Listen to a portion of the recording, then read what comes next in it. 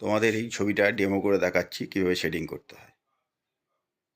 প্রথমে দেখো ছবিটা যেভাবে যেখানে যতটুকু ভ্যালু আছে সেটা ইনপুট করতে হয়। প্রথমে অ্যাজ পার ডাইরেকশান শেডিং করছি, বা যেখানে একটু ভ্যালু বেশি সেখানে একটু ডার্ক ছবির ড্রয়িংটাকে খেয়াল করতে হবে।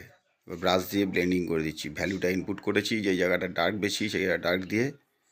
এইবার দেখো হ্যান্ডেলের জায়গাটা করছি, প্রথমে লাইট করে শেডিং করে তারপরে ভ্যালুটাকে বাড়িয়ে দিলাম যেখানে যেটুকু দরকার। আবার অ্যাজ পার ডাইরেকশান বডিটাকে শেডিং করছি। এবার যেই জায়গাটা বেশি ডার্ক সেই জায়গাটা ডার্ক করেছি, এই তলার পোর্শনটা ডার্ক করলাম।